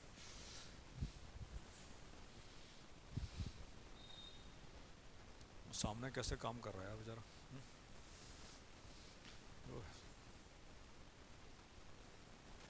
वो सेफ्टी ने उसको बताता हूँ आपको, थोड़ी सी लापरवाही नहीं, सेफ्टी होना चाहिए उसका ना, रस्सा वगैरह होना चाहिए, रस्सा होना चाहिए। फिर भी यार इसमें अगर मान ली, अच्छा सेफ्टी नहीं होगा एक्चुअली में, क्या मान लिया कि किसी का एक्सीडेंट हो जाता है तो जो कंडक्टर है जाएगा, जेल में जाएगा, इनको अभी तो नहीं चला सकते। एक बार की बात है, मेरे पीछे तो लापरवाही, हमारे बिजली ख़राब हुई, तो आगे पीछे वो आगे जो भी BSc वाले, वो बेवकूफ़ इतना इंसान है, विदाउट ग्लव्स काम कर रहा है, वो करंट लग गया उसको, करंट लग गया, नहीं बच गया वो, फॉर्चुनेटली बच गया। मैं डांटा उसको, मैंने कहा तुम इतना बड़ा हाई टेंशन वायर में काम कर रहे हो, ठीक है, ग्लव्स यूज़ करो यार तुम। उस पे साथ कॉन्ट्रैक्टर खड़ा, मैं उसको जाड़ा, मैं क्या ये तुम क्या कर रहे हो, तुम किस चीज़ का सुपरविजन है तुम्हारा, कल को मर जाए तुम्हारी दसी हो जाती तुम्हारी, तो सेफ्टी यार, ग्लव्स तुम्हारे पड़े हुए हैं तब भी तुम ऐसा काम कर रहे हो, नहीं है तो मान लो तब भी नहीं करना चाहिए, तो 5-10 मिनट वेट कर लो तो कोई दिक्कत नहीं। कहने का मतलब है लापरवाह हम खुद करते हैं, वो इतनी हाई टेंशन वायर में काम कर करंट आ गया, बच गया बेचारा वो, कह रहा सर बच गया मैं, थोड़ी सी मान लिया निकल गया था वो। चलो वट एवर, नोट करो विदर्भा है। यस बेटा कुछ बताएंगे, किसी बच्चे ने बताया, कुछ बोल नहीं रहा। इट इज पार्ट ऑफ, ठीक है, महाराष्ट्र, महाराष्ट्र का ये पार्ट है। ये जो विदर्भा है, नागपुर, नागपुर के आसपास जो एरिया है, ठीक है, उसको विदर्भा बोलते हैं, नोट कर लो।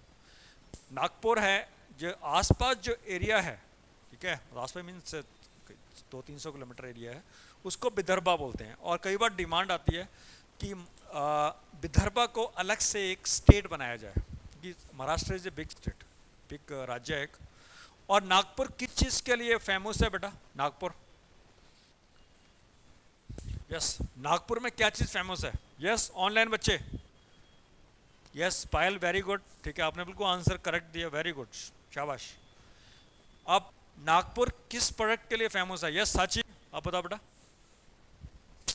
बड़ा सिंपल है यार, यस ऑनलाइन बच्चे, किस चीज़ के लिए फेमस है नागपुर, आजकल वो प्रोडक्ट बहुत बिकता है,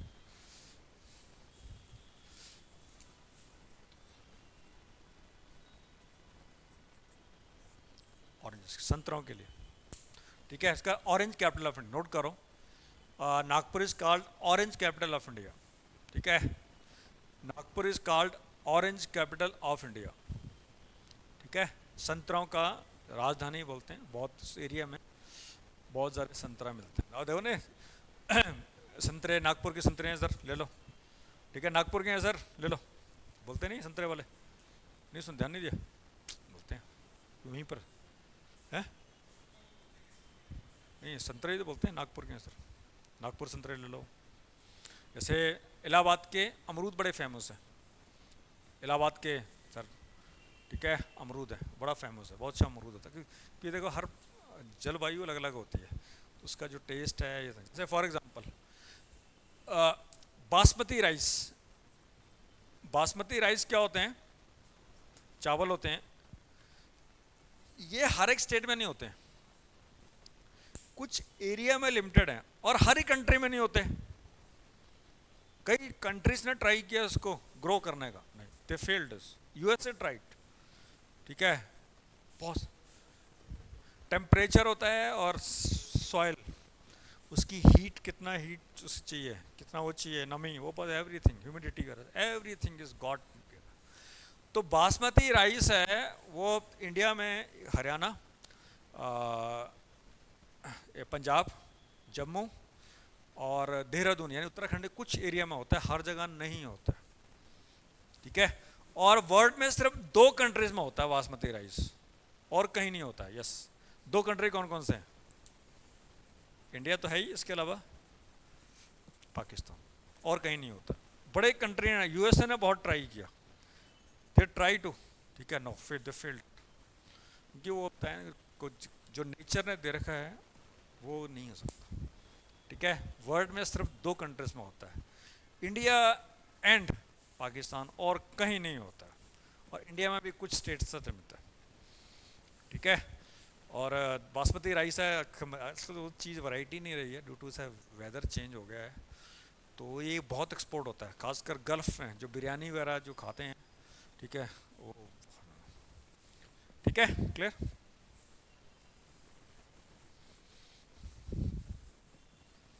एक बड़ा इंटरेस्टिंग केस हुआ पीछे, जैसे मैंने बताया किसी प्रोडक्ट जीआई टैग के बारे में बताया, ठीक है, अगर किसी प्रोडक्ट को जीआई टैग मिल जाता है तो उसकी प्रोडक्शन वहीं होगी, you can not sell at बस जो है एज प्रोडक्ट। इंडिया वाला थोड़ा स्मार्ट है, ठीक है, एजुकेशन स्मार्ट है, तेज है। इंडिया वालों ने बासमती राइस को पहले ही रजिस्टर करा लिया, जीआई टैग ले लिया, ठीक है।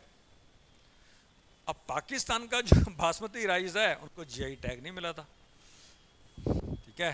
अब इंडिया ने ले लिया तो ये can not export basmati rice, तो बड़ा पंगा हुआ, ठीक है। बड़ा उन्होंने अल्टीमेटली शायद उन्होंने they also took this GI tag, उन्होंने पाकिस्तानी जीआई टैग या जो भी से लेके लिया हो, लेकिन अब जीआई टैग ले लिया इंडिया ने, तो पाकिस्तानी जो एक्सपोर्टर थे वो कहता है जीआई टैग तो आप एक्सपोर्ट कर ही नहीं सकते।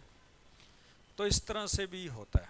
चलो आप एक चीज़ और सिखाते हैं, have you heard this term stem? आप भी आपने सुना होगा कई बार, मोदी जी या कई बोलते हैं this is age of STEM, यार this is not age of this fighting, this STEM की एज है, ठीक है।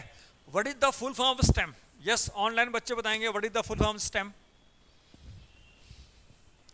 आप गवर्नमेंट स्कूल में पढ़ते हो, प्राइवेट में पढ़ते हो? प्राइवेट। आप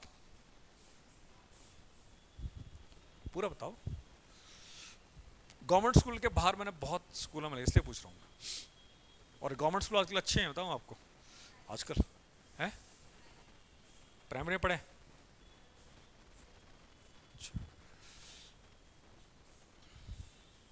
मैं कहीं गवर्नमेंट स्कूल में गया तो वहाँ लिखा हुआ बाहर, yes STEM, what is the full form STEM? ये बताओ बेटा। कई बड़े होते हैं this is age of STEM, ठीक है, क्योंकि जो कंट्री या जो कम्युनिटी इसमें कंसंट्रेट करेगी they will rule the world, वही ही तरक्की करेगी। कल मैं एक इंटरव्यू पढ़ रहा था, किसी बड़े फेमस हिस्टोरियन है इंडिया के, आदित्य मुखर्जी नाम है शायद उनका, तो वो कहता है कि बड़ा अच्छा बोला उसने, कह रहा है कि जो है जापान है, जापान ने अपने यहाँ से फैक्ट्रियाँ हटा दी हैं, कई कंट्रीज ने यहाँ से फैक्ट्रियाँ हटा दी हैं, कहते हैं गंद फैलता है, पोल्यूशन फैलता है अपने कंट्री से, ठीक है। जैसे टोयोटा है, टोयोटा की बात कर रहा था, वो कह रहा था रिमूव दिस, मैं कहता गंद फैलता है यहाँ से, ठीक है, पोल्यूशन फैलता है, ठीक है। आपको पता है जो टेरी टॉवल होता है, यानी जो तौलिया होता है, उसके प्लांट सिर्फ इंडिया, बांग्लादेश या थर्ड वर्ल्ड कंट्रीज़ में है, वो सब जगह हटा दिए हैं। क्यों?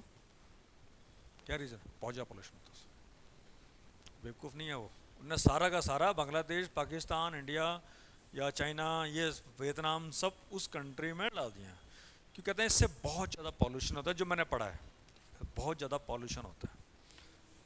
हाँ खुद क्या करो, ठीक है। उनकी पॉपुलेशन है आज से 40 साल पहले भी 50 लाख थी, अब भी उतनी है।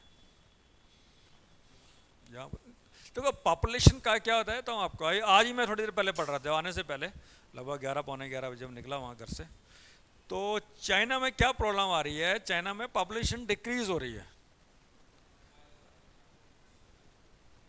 बारिश तो ज़्यादा नहीं फटने पड़ता, वहाँ पर क्या होता है ज़्यादातर लोग हैं, बच्चे थोड़े पैदा कम हो रहे हैं, वो तो ख़त्म कर दिया उन्होंने। अब उन्होंने इसीलिए 2 चाइल्ड पॉलिसी दी कि भैया ऐसा करो, पॉपुलेशन अगर डिक्रीज होगी व्हाट विल हैपन, सारे स्कूल बंद हो गए हैं, कॉलेज बंद हो, स्कूल बंद होना स्टार्ट हो गए हैं, ठीक है। फैक्ट्रीज जो बच्चों के क्लॉथिंग या कोई करते हैं वो कम हो गया, ठीक है, वो कंपनियां बंद हो गई, ठीक है, समझ आ गया, इकोनॉमी डाउन हो गई उनकी, तो ये कह रहे हैं भी बच्चे पैदा करो ठीक है, यस यस वेरी इंपॉर्टेंट।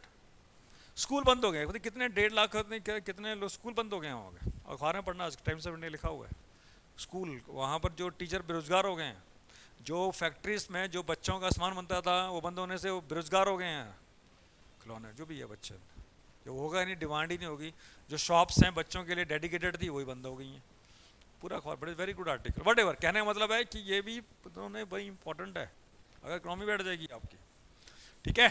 तो स्टेम का मीनिंग बड़ा बताओ, बच्चा पता है कोई? नहीं, कोई नहीं। Stands for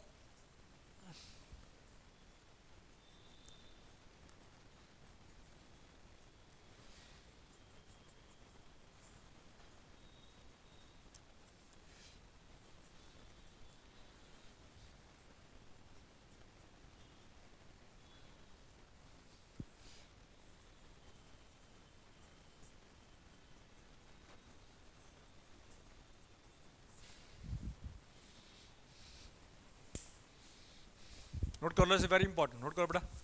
science, technology, engineering, mathematics.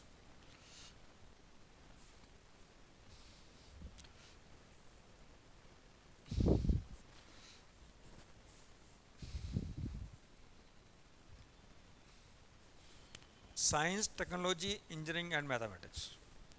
ठीक है, mathematics called mother of all the sciences. ठीक है, क्या बोला गया है मैथमेटिक्स को? Mother of all sciences.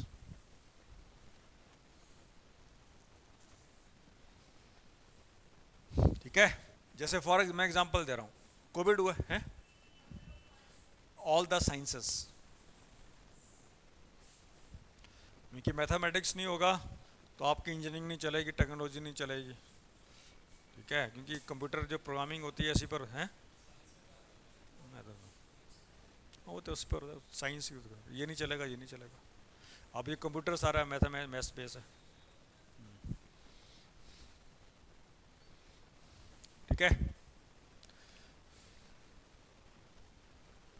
जैसे फॉर एग्जांपल है, अभी लड़ाई हुई हमास, ये क्या नाम है, पैलेस्टीनियन और इसराइल की लड़ाई। अब तो शायद एग्रीमेंट्स हो गया साइन कि वो कर देंगे, क्या एक का बिना लाइसेंस क्या हो गया ये, हाँ। इसराइल है चारों तरफ से घिरा हुआ है, उनकी पॉपुलेशन लगभग 90 लाख है पूरी, बहुत कम है। Still they win one, why, कैसे जीते वो? डिफेंस किसकी वजह से है? किसकी वजह से है डिफेंस सिस्टम उनका? दे हैव दिस टेक्नोलॉजी है। ठीक है, मिसाइल डालेंगे, उनके रडार में आ जाता है, वहीं पर मिसाइल डाल के वहीं ख़त्म कर देते हैं।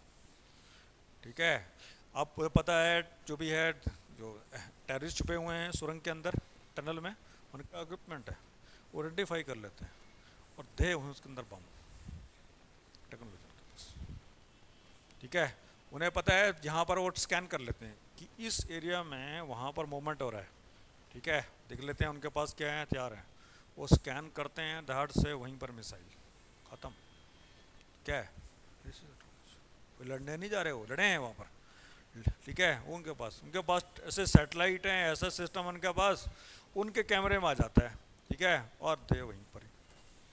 ठीक है, लगभग वो 45, जो भी है लड़ाई तो खैर ठीक नहीं है, 47,000 या 48,000 लोगों को मार चुके हैं अभी तक। उनके 1200 लोग मरे हैं, 12-1300 मरे थे, उन्होंने 47,000 लोगों को मार दिया और पूरा डिस्ट्रॉय कर दिया पूरी तरह से। आपकी पिक्चर सामने आती है, पूरे घर डिस्ट्रॉय कर दिया, एवरी थिंग दे डिस्ट्रॉयड। उनको पता लगा यहाँ पर कुछ है, टेररिस्ट हैं, उन्होंने मिसाइल डाली और ख़त्म सारे के सारे। हॉस्पिटल के अंदर कब्जा उनके पास, हम हॉट लोग देखा था, भैया ऐसा है टेररिस्ट, उनको बाहर निकालो। कहने का मतलब है जिसके पास ये कंट्री, अब यूएसए है। आपके एक बड़ी घटना हुई थी, आपने शायद देखा होगा, आज से 2-3 साल पहले ईरान के अंदर उनका एक आर्मी का चीफ था, शायद आर्मी का चीफ है, जैसे ही वो दरवाजे से बाहर निकला है कार के, उसको वहीं शूट कर दिया गया। ठीक है, शूट कहाँ से हो आज तक पता लगा कहाँ से हुआ, एयर से आया था, उसके जो साथ में बैठा तो कुछ नहीं हुआ उसको, सिर्फ उसी को लगा। उनके पास कैमरे में आ गया और जैसे ही उन्होंने कर रखा होगा, जैसे ही निकला होगा 1 सेकंड के अंदर, उसने वहीं पर ही उन्होंने मिसाइल डाली या गोली उसको मार दिया। बड़ा कमाल था, कैसे कैसे पॉसिबल है? कुछ लोग कहते हैं ये हो ही नहीं सकता, दे डिड इट। कहने का मतलब दे हैव द टेक्नोलॉजी। ठीक है, और जो कंट्री इसमें इन्वेस्ट करेगा, they will rule the world. जैसे आदित्य, जो कल मैं पढ़ रहा था आपको, ही वाज सेइंग कि इंडिया में क्या है, इंडिया में यूएसए में बहुत साइंटिस्ट हैं, इंडिया के डॉक्टर्स भी हैं और सॉफ्टवेयर इंजीनियर हैं, कई बहुत सारी कंट्रीज में। जो ये पैसा यहाँ पर आ रहा है उससे बहुत ज़्यादा डेवलपमेंट हो रही है। ठीक है, जैसे इंडिया में साइंटिस्ट, इंडिया में सबसे नंबर 1 जो कम्युनिटी है वो इंडियन है। ये सारे साइंटिस्ट हैं, इंजीनियर्स हैं, सॉफ्टवेयर इंजीनियर, डॉक्टर्स हैं, हाई पोस्ट पर हैं। ठीक है, क्लियर? तो उनके पास पैसा है, वो यहाँ इंडिया में भेजते हैं और यहाँ पर जो भी है इन्वेस्ट किया है, जो भी है उससे इकोनॉमी बढ़ती है। ठीक है, क्यों? इन्वेस्ट किया उन्होंने, एजुकेशन में इन्वेस्ट किया। ठीक है, क्लियर? तो याद रहेगा बच्चे क्या रहे हैं, स्टेम की फुल फॉर्म क्या है? Answer will be science, technology, engineering and mathematics. Clear?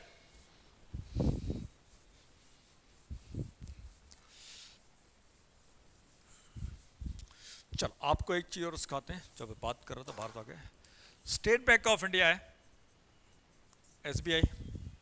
ठीक है, नोट करो, इंडिया का सबसे बड़ा कमर्शियल बैंक है, इंडिया लार्जेस्ट कमर्शियल बैंक।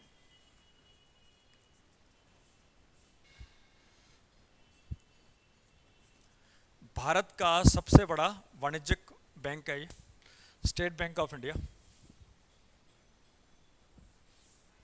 ठीक है, where is the headquarter of SBI, कहाँ होना चाहिए?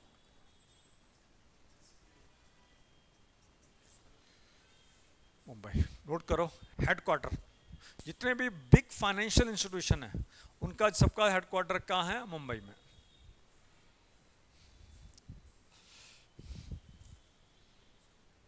ठीक है, क्लियर।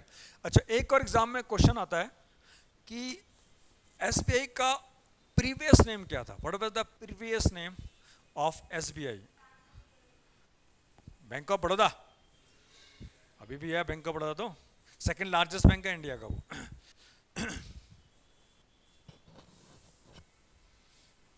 आपके है शायद सिलेबस में भी है।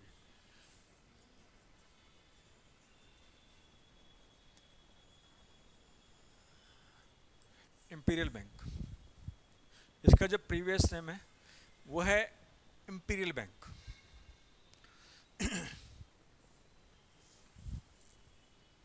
ठीक है, क्लियर। अच्छा, एक बैंकिंग में एक टर्म यूज होती है एटीएम, जो आप भी यूज करते हैं। What is the full form of ATM? Automatic transfer machine. Yes, online बच्चे बताएंगे what is the full form of ATM? What is the full form of ATM? Yashu, ATM की फुल फॉर्म क्या है?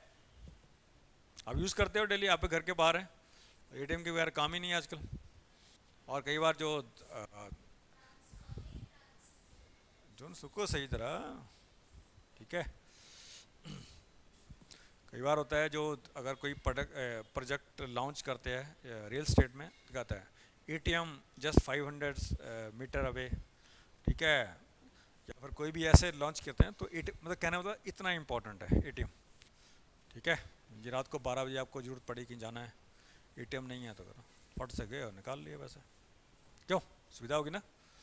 ये तो पहले बैंक में जाओ, लाइन में लगो, मतलब बनाओ, कर लगो, करो, दुनिया भर के लफड़े। Yes, what is the full form ATM? Automatic teller machine. No no, पहल आप 80% ठीक हो।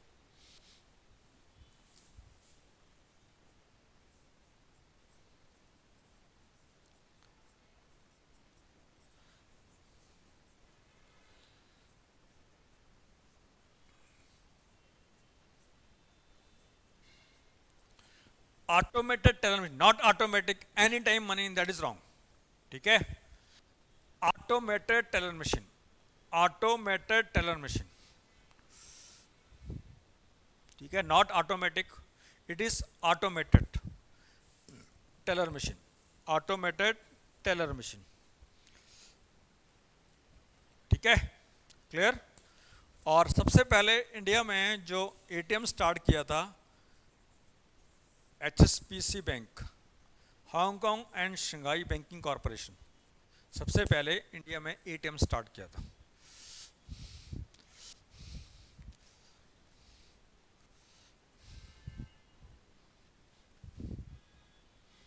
ठीक है, क्लियर, याद रहेगा। अच्छा, इंडिया में लार्जेस्ट नंबर ऑफ जो एटीएम्स हैं वो एसबीआई के हैं। सबसे ज़्यादा जो एटीएम है वो किस में, इंडिया में कौन से बैंक के हैं? वो स्टेट बैंक ऑफ इंडिया के हैं। और लार्जेस्ट नंबर ऑफ एम्प्लॉइज, सबसे ज़्यादा जो एम्प्लॉइज हैं, बैंक की बात हो रही है, वो इंडिया में एसबीआई के हैं। नंबर ऑफ ब्रांचेस, सबसे ज़्यादा ब्रांचेस इंडिया में किसकी हैं? वो एसबीआई की हैं। ठीक है, सबसे ज़्यादा ब्रांचेस, सबसे ज़्यादा एटीएम्स, सबसे ज़्यादा एम्प्लॉइज, बैंक की बात हो रही है, वो किसके हैं? स्टेट बैंक ऑफ इंडिया के। और सबसे ज़्यादा लोन देने वाला यही है। ठीक है, अच्छा, एक बैंकिंग में एक टर्म यूज होती है या फाइनेंस में, एनपीए। आपने सुना होगा इस बैंक के एनपीए इतने हैं, या इस बैंक के इतने हैं, या इस फाइनेंस कंपनी के एनपीए इतने हैं। What is the full form of NPA? Net, बोलो, what is the full form of NPA? NPA की फुल फॉर्म क्या है? बोलो, नोट करो। Non performing assets.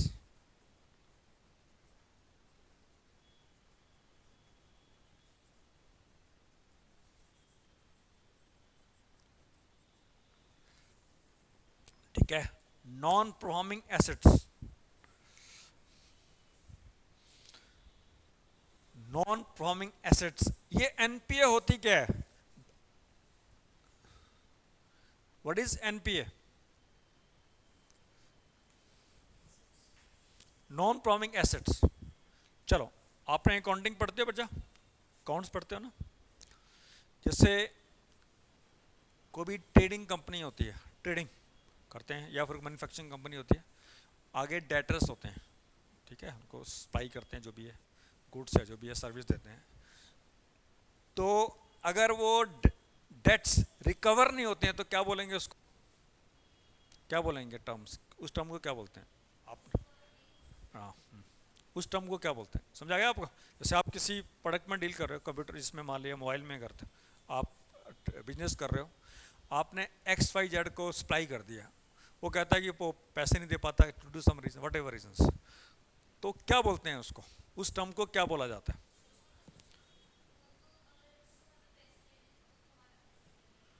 बोलते क्या हैं अगर वो नहीं दे पा रहा टीचर?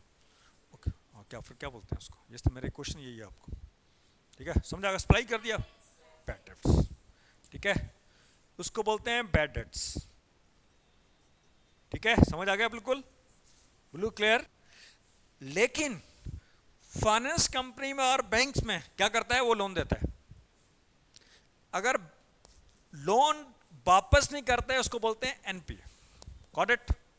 समझ आ गया बेटा क्या है दोनों फर्क क्या है? जो ट्रेडिंग में होता है या जो भी होता है वो होता है जब आप गुड्स सप्लाई करते हैं, बैड डेट्स होता है। लेकिन बैंकिंग में, बैंक का या फिर फाइनेंस कंपनी का काम क्या है? लोन देता है, ठीक है। अगर लोन नहीं दे पाता है उसको बोलते हैं नॉन परफॉर्मिंग एसेट्स, एनपीए बोलते हैं। बेटा समझ आ गया व्हाट इज एनपीए?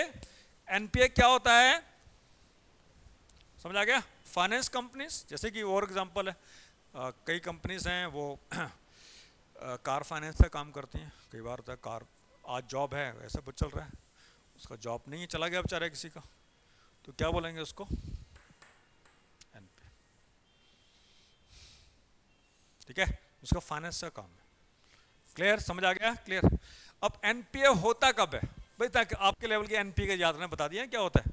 एनपीए होता क्या है? जैसे क्या है, मान लिया किसी व्यक्ति ने लोन लिया, पर्सन ने, अगर वो इंस्टॉलमेंट को ना वो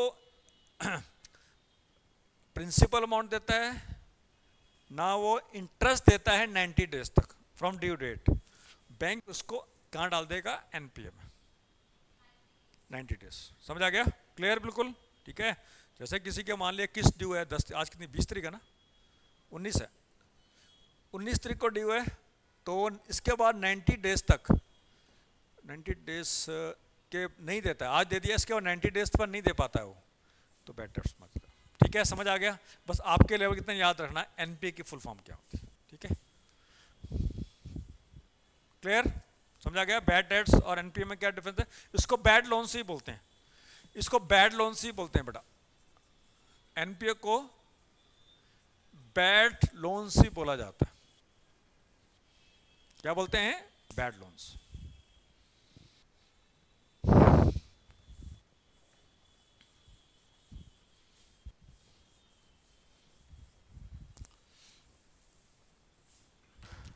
अच्छा नोट करो, एसबीआई का जो हेड होता है उसको चेयरमैन बोलते हैं, head of SBI is called chairman. उसके जो हेड हैं अभी सी एस शेट्टी नाम है, शेट्टी, नोट करो, जो उनके जो हेड हैं एसबीआई के हेड हैं उसको चेयरमैन बोला जाता है। अभी जो चेयरमैन है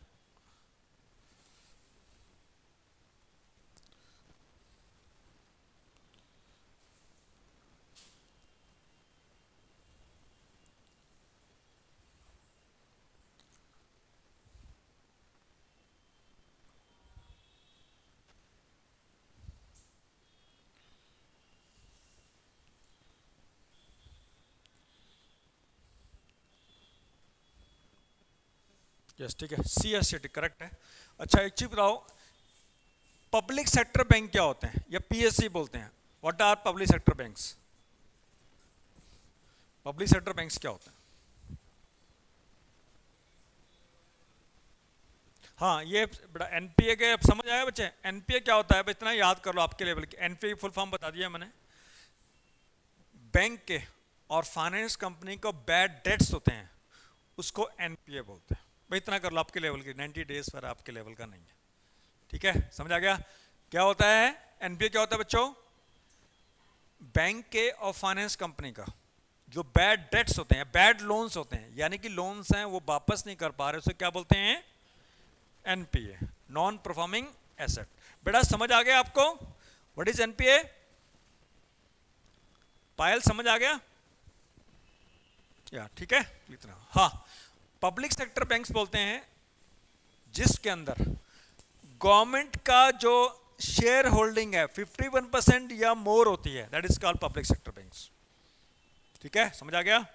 गवर्नमेंट की शेयर होल्डिंग 51% या मोर है, उसे क्या बोलते हैं? Public sector banks. और इंडिया में पब्लिक सेक्टर बैंक्स हैं वो 13 हैं, 13 है अभी फिलहाल। क्या धीरे धीरे आपकी इंफॉर्मेशन के लिए वो गवर्नमेंट का जो टारगेट है 6 या 7 पे ले सब मर्ज कर देंगे। पहले आज से 4-5 साल पहले 30 थे, 30 पब्लिक सेक्टर बैंक थे, सबको मर्ज कर दिया गया आपस में, ठीक है? अब 13 हैं सिर्फ, और धीरे धीरे करके जो आ रहा है जो न्यूज़पेपर्स पर बहुत सिर्फ 6 या 7 पब्लिक सेक्टर बैंक रह जाएंगे, बाकी सब मर्ज बंद नहीं करेंगे, मर्ज कर देंगे। जैसे कि ब्रांचेस हैं, जैसे यहाँ पर स्टेट बैंक ऑफ इंडिया है, सामने बैंक ऑफ बड़ौदा है या कुछ है, जो छोटे छोटे बैंक हैं वो बड़े बैंक में मर्ज कर देंगे। जो छोटा बैंक है, बैंक ऑफ महाराष्ट्र है, छोटा बैंक है शायद, वो स्टेट बैंक में मर्ज कर दिया। या कोई छोटा बैंक और है वो बैंक ऑफ बड़ौदा में मर्ज कर दिया, या छोटा बैंक है वो पीएनबी में मर्ज कर दिया।